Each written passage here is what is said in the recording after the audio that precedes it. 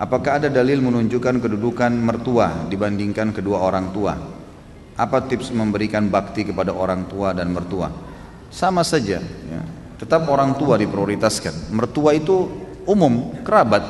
Kita berbuat baik karena punya hubungan kerabat dengan pasangan hidup kita. Jadi berbeda, tidak seperti kedudukan kedua orang tua. Jadi kalau mertua meminta sesuatu misalnya, dan kita memang merasa ada sesuatu yang mendesak yang lain, kita masih bisa minta maaf, nggak ada masalah, nggak berdosa itu. Sama dengan umumnya kerabat kita. Tapi kalau orang tua nggak bisa nolak jadi dosa, nggak bisa. Karena berbakti pada mereka adalah sebuah kewajiban dan ini tidak berlaku pada mertua. Jadi kita tetap berbuat baik pada mertua kita, sebagaimana posisi dia sebagai orang tua pasangan kita, tapi dia tidak sama sekali mencapai derajat kedua orang tua. Juga saya ingin titik beratkan di sini teman-teman sekalian, bagi laki-laki kewajiban bakti dengan orang tua nomor satu sampai dia meninggal dan orang tuanya juga meninggal, gitu kan? Artinya kalau orang tuanya meninggal lebih dulu tetap dia wajib bakti, kalaupun ya orang tuanya masih hidup tetap dia harus lakukan sampai dia meninggal, ya, sampai dianya meninggal dia lakukan kebaktian-kebaktian. Kalau perempuan berbeda, setelah dia menikah maka diprioritaskan adalah suami, ya, adalah suami. Bakti pada orang tuanya di nomor dua kan, memang sudah begitu hukum syar'inya. Maka setiap muslimah harus bisa memahami hukum syar'i ini sehingga dia tidak menahan suaminya untuk berbakti dengan orang tuanya. Dan harus pahamin teman-teman sekalian, cemburu itu harus pada hal yang berbau pelanggaran agama saja. Titik, nggak lebih daripada itu.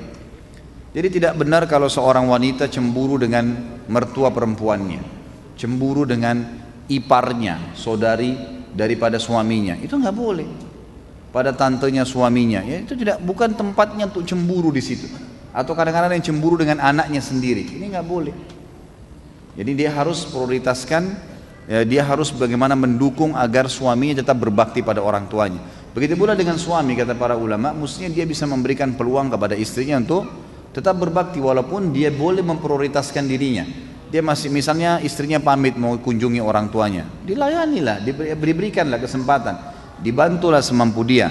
Kalau dia punya hajat mendesak, dia boleh bahasakan, tolong selesaikan ini dulu baru kemudian kamu boleh ke orang tua kamu, itu nggak ada masalah.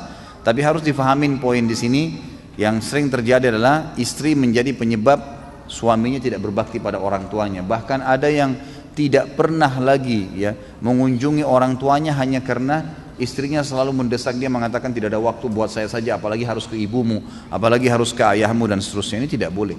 Atau merasa cemberut, tidak senang kalau mertuanya datang. Bagaimana Ustaz? Kalau mertua saya cerewet, ya itu resiko, kan itu resiko hidup, kan itu. Layani, sabar. Dia rewel, dia bicara, ya sudah. Yang benar kita sampaikan, maaf tapi seperti ini. Ya, kita jelasin apa adanya dan sabar. Ada orang dicoba di mertuanya, ada orang dicoba di orang tuanya, ada orang dicoba di saudaranya, ada orang dicoba di anaknya, ada yang dicoba di pasangan hidupnya. Dia bersabar, ya, dia bersabar lalui itu. Allah SWT menilai semua dengan pahala insya Allah.